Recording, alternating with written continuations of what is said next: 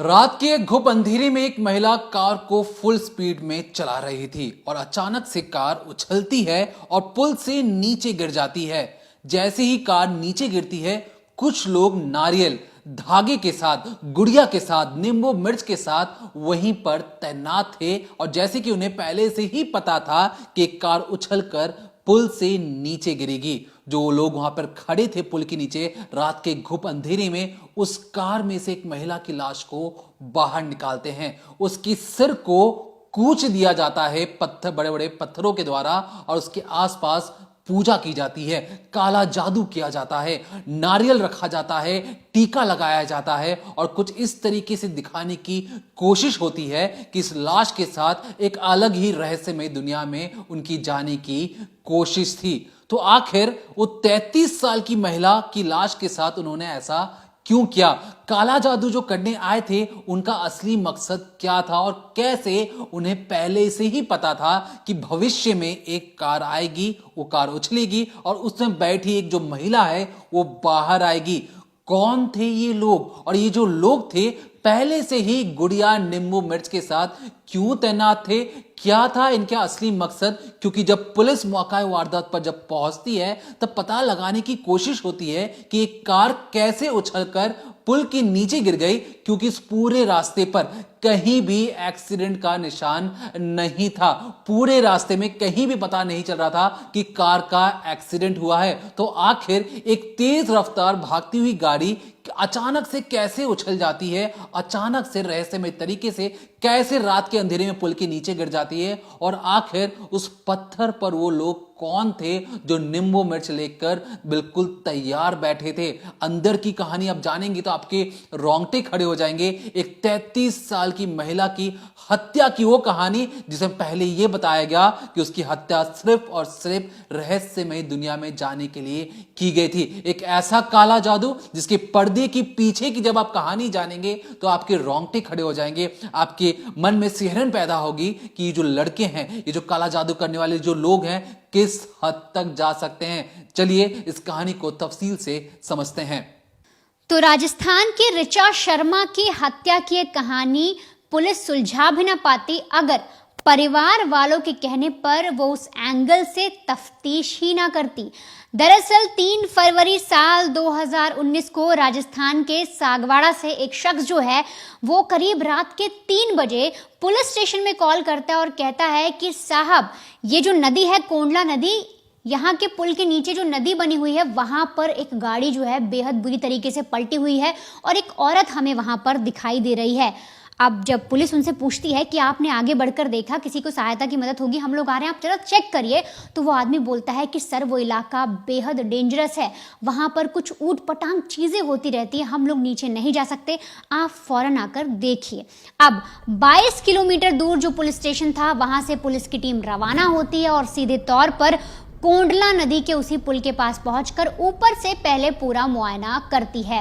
इसके बाद नीचे उतरते हैं और नीचे उतरकर जो पुलिस है वो देखती है कि नदी के किनारे जो गाड़ी है वो बेहद बुरी तरीके से पलटी है। बाकायदा ऐसा दिख रहा है कि बहुत तेज तरीके से जो पुल के ऊपर से गाड़ी थी बहुत तेज दौड़ रही थी और पुल से छलांग लगाकर वो सीधे नीचे नदी के पास गिरी और पलट गई। और इसी वजह से जो महिला है वो भी उस कार से छिटक कर बहुत दूर यानी कि एक चट्टान के पास जाकर गिर गई। पहली नज़र में पुलिस को ऐसा प्रतीत होता है और फिर जो पुलिस है गाड़ी के आसपास देखती है, सारी पट्टियां लगाई जाती हैं क्राइम सीन के पास और फिर महिला के पास जाया जाता है जिसकी जो बॉडी थी वो चट्टान के पास पड़ी थी। अब जब उसको पलटा जाता है तो दिखता है कि जो उसका चेहरा है बहुत बुरी तरीके से बिगाड़ दिया गया है, कुछ निशान बनाए गए हैं, उसको कुचला गया है। बाकायदा उस महिला के फेस के साथ जो बर्बरता हुई थी उसे देखकर ये लग रहा था कि किसी ने बहुत ही पक्की दुश्मनी निकाली है और कोई इसको मारना चाहता था। तो पहली नज़र में दूर से जो केस पुलिस को एक्सीडेंट का लग रहा था कि पुल से जो है ओवर स्पीडिंग हुई है जिसकी वजह से कार गिरी है, वो अब हत्या में बदल जाता है। इसके बाद महिला की बॉडी को उठाया जाता है, वहाँ पर जितनी भी फॉरेंसिक टीम है उनको बुलाया जाता है, जांच पड़ताल की जाती है, उस एरिया में जो कहते हैं ना नाकाबंदी पूरी कर दी जाती है वो की जाती है। अब इधर होता क्या है कि महिला की पहचान करनी थी। पुलिस उसकी जो लाश थी उसको पोस्टमार्टम हाउस तो भेज देती है, लेकिन अब जरूरत थी कि आखिर वो महिला है तो है कौन। अब इधर पूरी रात जो है पुलिस वाले मशक्कत करते हैं, पता लगाने की कोशिश करते हैं कि कोई महिला जो है घर से गायब हुई है कि नहीं हुई है। तो ऐसे में 4 फरवरी 2019 को उसी जिले के थाने में एक महिला जो है उदयपुर से आती है, जिसकी उम्र महज 40 साल है। वो थाने में पहुंचकर बोलती हैं कि उनकी जो सिस्टर हैं वो 3 फरवरी को सुबह 11:30 बजे घर से निकली थी अपनी बेटी को ये कहकर कि करीब वो 1-1.5 घंटे में आ जाएंगी, लेकिन वो रात भर घर नहीं लौटी और अब दिन भी हो गया, आधा दिन निकल गया 4 तारीख का, वो अब तक घर नहीं लौटी हैं। पुलिस को जब ये इन्फॉर्मेशन मिलती है तो वो तार जोड़ते हैं और बोलते हैं कि हो ना हो जिस महिला की हमें लाश मिली, एक कार मिली पलटी हुई, हो सकता है वो इनकी सिस्टर हो। अब इसी के लिए शिनाख्त कराई जाती है, मॉर्चरी जाया जाता है। पुलिस वहां पर दिखाते हैं कि देखिए क्या आपकी बहन है, हालांकि चेहरा बहुत बिगड़ा हुआ है, आगे हम जांच पड़ताल करेंगे, टेस्ट करवाएंगे, लेकिन उसके पहले आप कपड़ों और इससे शिनाख्त करिए जितना भी आप पहचान पा रहे हैं।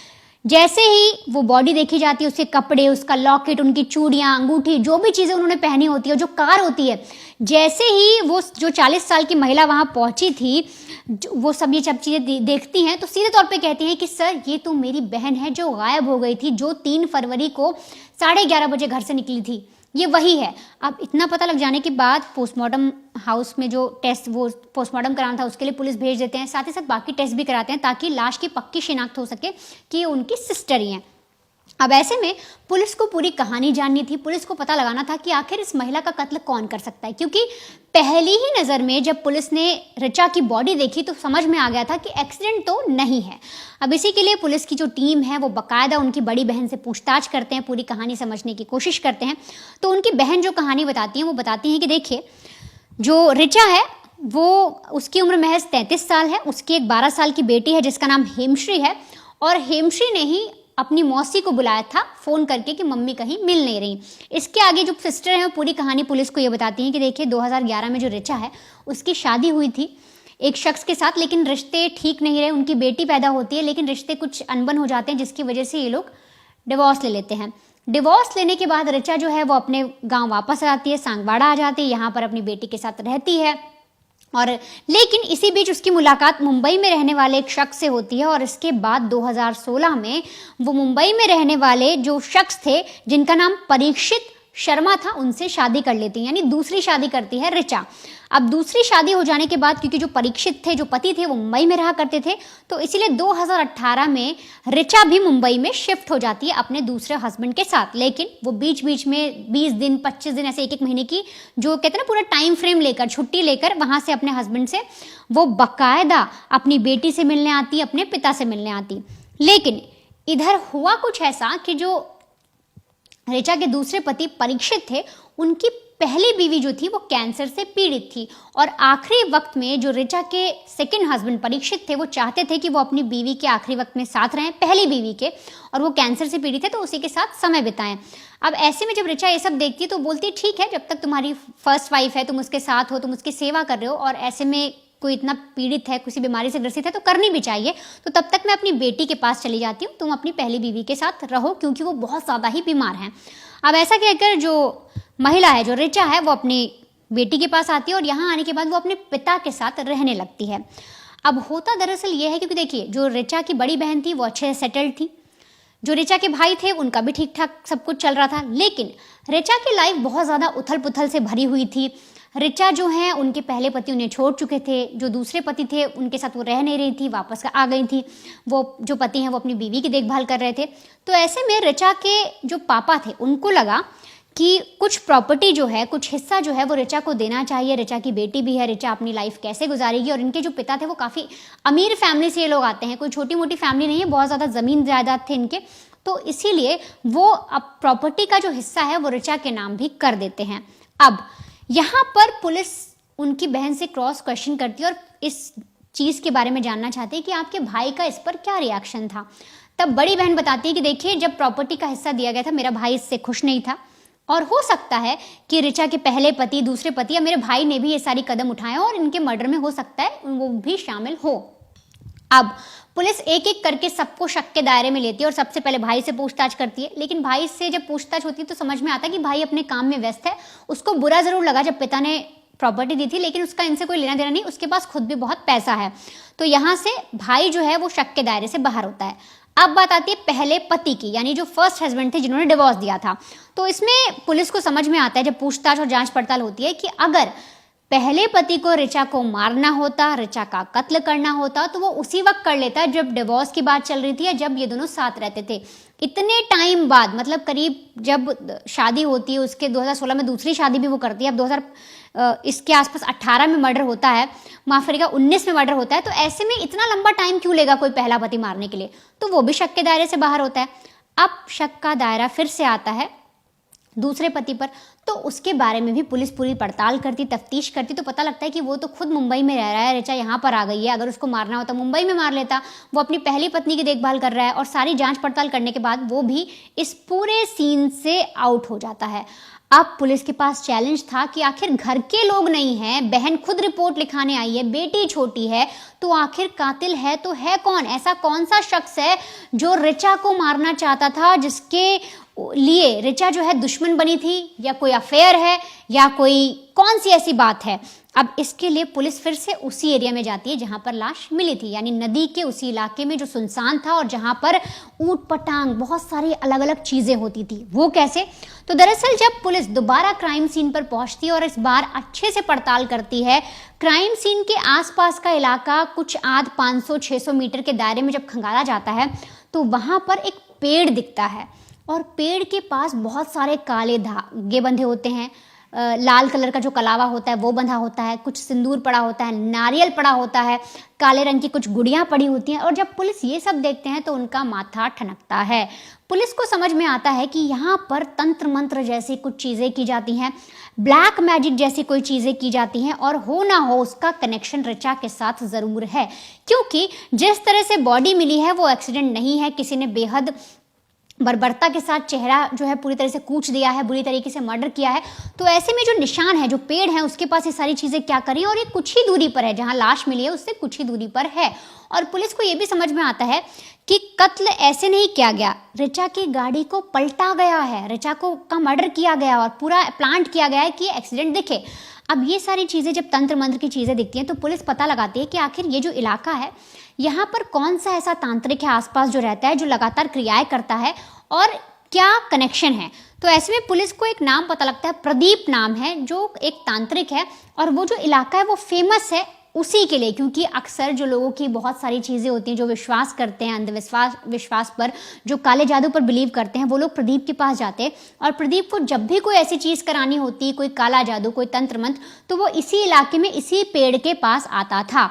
पुलिस जब आसपास के लोगों से और सारी चीज़ों की जांच पड़ताल कर लेती है तो अब प्रदीप कुमार के पास सीधे पहुंचती है और प्रदीप कुमार के घर का दरवाज़ा खटखटाकर सीधे पूछती है कि इस औरत को जानते हो? इसका नाम ऋचा है। अब ऋचा की तस्वीर देखकर जो प्रदीप है वो बहुत ही एक तरीके से हल्का सा घबरा जाता है, लेकिन पुलिस को बहुत ही चालाकी से जवाब देता है और पुलिस के सामने कहता है कि अरे ये तो मेरी शिष्य है, लेकिन ये कई दिनों से मेरे दरवाजे पर आ नहीं रही, मैं भी जानना चाहता हूँ कि आखिर ये कहाँ गई। अब इसके बाद प्रदीप का एक एक करके जो कहानी सामने आती है, जो ट्विस्ट सामने आता है, और पता लगता है कि आखिर कैसे ऋचा अपने ही दूसरे पति की बीवी को मरवाना चाहती थी, उसका कत्ल करवाना चाहती थी, लेकिन उसका खुद ही कत्ल हो जाता है। अब आखिर सच में असली कातिल कौन है? क्या ऋचा की बहन असली कातिल है? क्या ऋचा का भाई असली कातिल है, पहला पति? या फिर ऋचा का असली कातिल वो दूसरा पति है जिसकी पहली बीवी को ऋचा मरवाना चाहती थी? ऋचा की मौत की मिस्ट्री में बहुत ज्यादा ट्विस्ट और टर्न है, इसलिए आपको हर एक कैरेक्टर को अब अच्छे से समझना चाहिए कि वो अब आगे क्या क्या चीजें बोलने वाले हैं। प्रदीप के जब घर पर जाकर पुलिस नॉक करती है तो प्रदीप कहता है तो मेरी शिष्य है, लेकिन पुलिस को शक होता है, प्रदीप को उठा लिया जाता है। पुलिस या तरीके से जब प्रदीप से पूछताछ होती है तो पुलिस के सामने प्रदीप किसी तोते की तरह बहुत सारी चीजें बताता है। क्या बताता है बिल्कुल ध्यान से सुनिए, क्योंकि इस पूरे कड़ी में जो जिम्मेवारी है वो इसी प्रदीप के ऊपर है कि प्रदीप किस तरीके से उस लड़की को, उस औरत को, ऋचा को मौत के घाट उतारेगा। और जो क्यों का जो सवाल है अब आपको मिलना शुरू हो जाएगा। दरअसल जो ऋचा है उसकी जो बेटी है वो राजस्थान के एक स्कूल में पढ़ाई करती है। जब पुलिस उस स्कूल की छानबीन कर रही थी तो पता लगा कि जो बेटी है, बेटी ने सबसे पहले किसे बताया कि उसकी मां लापता है? दरअसल बेटी ने अपनी मौसी को बताया, जो मौसी पुलिस स्टेशन गई थी और बताने कि मेरी जो बहन है वो लापता है। दूसरा कॉल जो उसकी बेटी ने किया वो किया भूपेंद्र को। आप सोचेंगे अब भूपेंद्र नया कैरेक्टर कौन है? दरअसल भूपेंद्र जिस स्कूल में ऋचा की बेटी पढ़ती थी उस स्कूल का ट्रस्टी था, मतलब स्कूल को चलाने वाला संचालक था। बकायदा जो ऋचा की बेटी है उसे फोन करके कहती है कि मम्मी घर पर नहीं आ रही हैं, बहुत देर से लापता हैं, लेट हो चुका है उन्हें। अब आप सोचेंगे भूपेंद्र अचानक से इस पूरे पिक्चर में कहां से आ गया? तो दरअसल जो बेटी है, बेटी का मानना था कि जो भूपेंद्र सर हैं वो मम्मी के बहुत ज्यादा करीबी हैं, अच्छे दोस्त हैं। पुलिस को जब पहली बार इससे लीड मिलती है तो पुलिस भूपेंद्र की कुंडली खंगालने की कोशिश करती है कि क्या ऋचा और भूपेंद्र में कोई संबंध है। तो पता क्या लगा? पता यह लगा कि ऋचा ने 30 लाख रुपए भूपेंद्र को मदद किया था पैसे देकर जब उसकी मुश्किल हालात थे, और इसीलिए भूपेंद्र हर बार कुछ महीने बाद एक मोटा इंटरेस्ट या ब्याज अक्सर ऋचा को दिया करता था।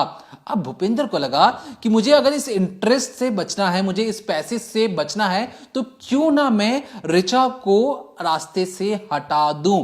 तो इसलिए भूपेंद्र प्रदीप के पास जाता है और कहता है कि कुछ ऐसा टोना टोटका करो या काला जादू करो जिससे ऋचा मुझसे पैसे मांगे ही ना।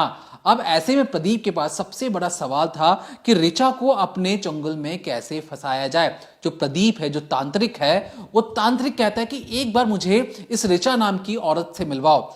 भूपेंद्र बकायदा ऋचा को लेके जाता है प्रदीप के पास और कहता है कि महाराज जिससे आप मिलना चाह रहे थे ये वही औरत है। लेकिन वहां पर बैठते ही ऋचा सबसे पहले ये कहती है कि महाराज मैं आपके पास एक दरख्वास्त लेके आई हूं, मेरे पास बहुत सारी उम्मीदें हैं, आप क्या उसे पूरा कर सकते हैं?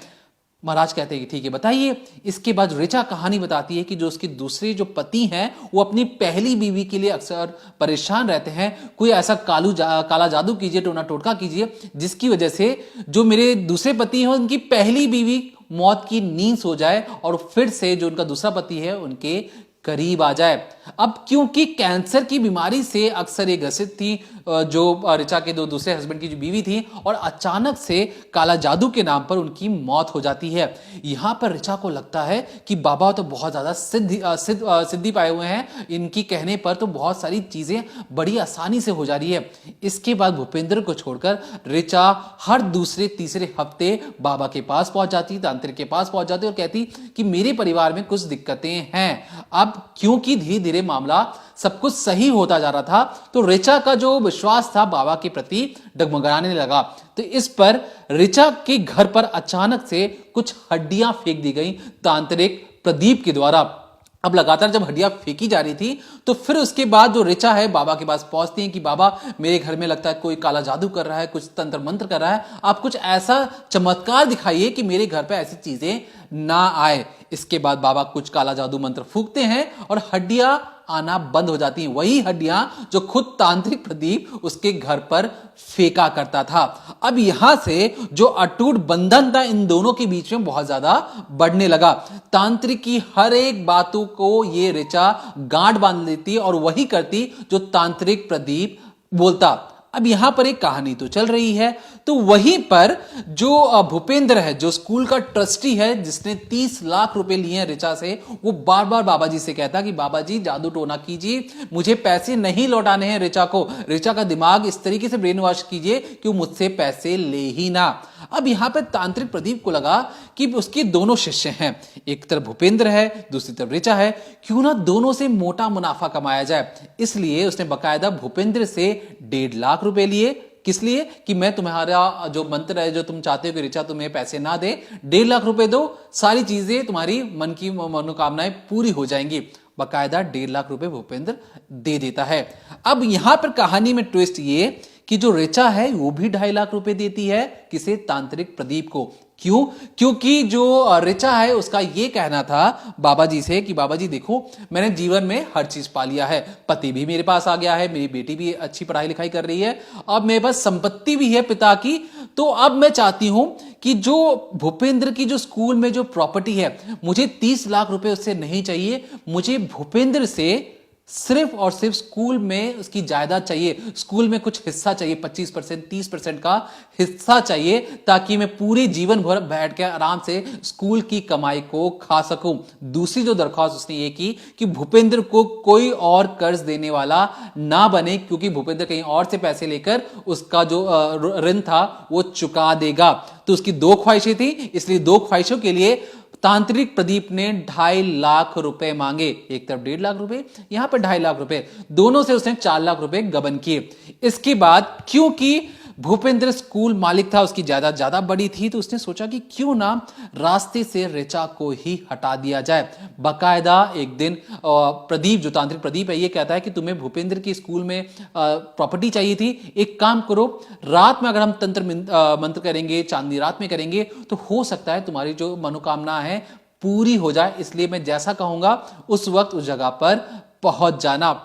इसके बाद रात की 12 बजे जो तांत्रिक प्रदीप है उसे एक पुल के नीचे बुलाता है। जो ऋचा है वो अपने घर पर या अपनी बेटी को कहकर जाती है कि मैं महज 1 घंटे के अंदर वापस आ जाऊंगी, लेकिन ये नहीं बताती कि वो कहां जा रही है। जैसी रात की 11:30 बजे वो निकलती है अपने घर से, प्रदीप सबसे पहला कॉल किसे करता है? ऋचा की बेटी को फोन करके कहता है कि बेटा तुम्हारी मम्मी निकल गई है घर से। बेटी कहती है हाँ अंकल वो तो निकल गई हैं। और फिर प्रदीप पूछता है कि तुम्हारी मम्मी कहाँ जा रही, तुम्हें पता है?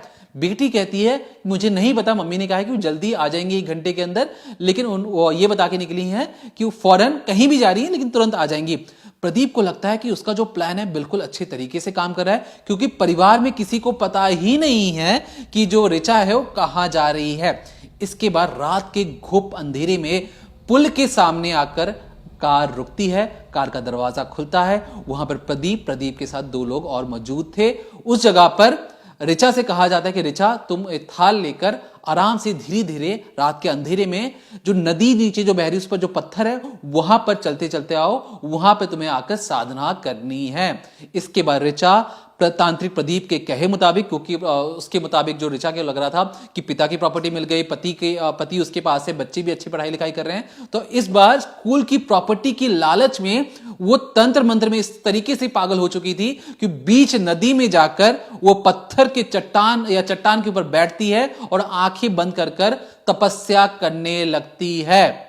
अब पीछे से क्या करता है तांत्रिक प्रदीप? अपने एक साथी को, जो एक स्कूल का चपरासी, भूपेंद्र के स्कूल का जो चपरासी था, उसकी मदद से ऋचा के सिर पर डंडा मारा जाता है। और जैसे ही डंडा ऋचा के सिर पर लगता है, ऋचा बेहोश हो जाती है, नीचे गिर जाती है।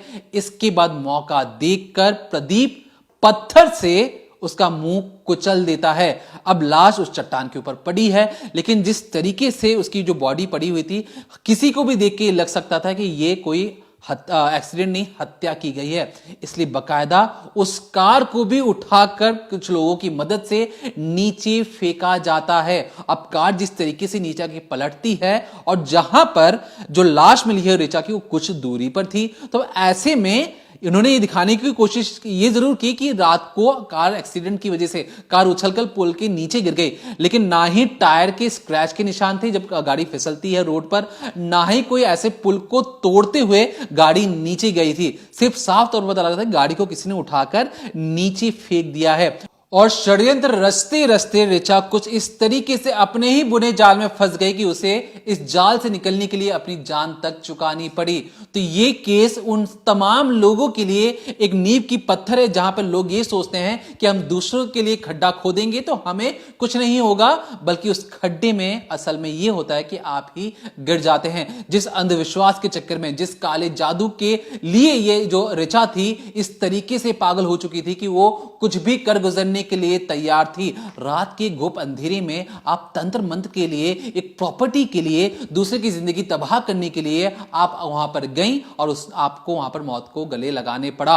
अब इस वजह से क्या होता है कि जितने भी भारत में जो लोग रहते हैं, जब उन्हें बहुत सारी चीजें मिल जाती हैं तो उस चीज से संतुष्ट नहीं रहते और जानबूझकर ऐसी चीजें करते हैं कि उनकी भूख और बढ़ती जाती है। पिता की प्रॉपर्टी मिल चुकी थी, पति उसके पास था, बच्चे अच्छी पढ़ाई लिखाई कर रहे थे, पैसों की कोई कमी नहीं थी, महज स्कूल में छोटी सी प्रॉपर्टी मिल सके, बैठे बैठे पैसे मिल सके, और इसलिए ऋचा इस जाल में फंसती हुई चली जाती है। अब आगे क्या होता है, जो प्रदीप है, जो भूपेंद्र है, चपरासी है, और चपरासी के साथ एक और जो शख्स मौजूद था, इन चारों को उम्र कैद की सजा मिलती है और हमेशा के लिए सलाखों के पीछे रहेंगे। लेकिन इस पूरे केस में आपको ये समझना चाहिए कि अंधविश्वास और काला जादू जैसी कोई भी चीज नहीं होती है। ये सिर्फ और सिर्फ मन का वहम होता है, लोगों को बरगलाने के लिए, लोगों ये दिखाने के लिए। जिस तरीके से प्रदीप ने क्या किया, उसके घर पे हड्डी भेजा, वो प्रदीप के पास गई और अचानक से हड्डी आना बंद हो गई। हड्डी फेंकने वाला कौन था? खुद प्रदीप था। प्रदीप खुद ही कह रहा था पुलिस वालों से कि मैंने उसके घर पर हड्डी भेजी है। दूसरी जो चीज है, जो सबसे अहम चीज है, कि जो वहां पर जो पति है, उसकी जो दूसरी बीवी है, पहले से ही कैंसर से जूझ रही थी। उसकी मौत आज या कल होनी थी, लेकिन यहां पे ऋचा को लगा कि मैं बाबा के पास गए, वहां पर उसकी मौत होगी। मतलब बाबा तो बिल्कुल सिद्ध वाले बाबा हैं, वो जो कहेंगे वो हो जाएगा। और कुछ इसी चक्कर में, अंधविश्वास के चक्कर में, वो अपनी जान से हाथ धो बैठी है। तो फिलहाल जितने भी हमारे दर्शक हैं, वो काले जादू और तंत्र मंत्र की दुनिया से कोसों दूर रहें तो ज्यादा बेहतर है। अपने कर्म पे विश्वास रखिए, अपने आप पे विश्वास रखिए। अगर आप अपने आप पे विश्वास रखेंगे तो इस दुनिया की कोई भी तो ऐसी ताकत नहीं है जो आपको नीचे कर सके। और अपनी मेहनत पर हमेशा और हमेशा विश्वास रखिए।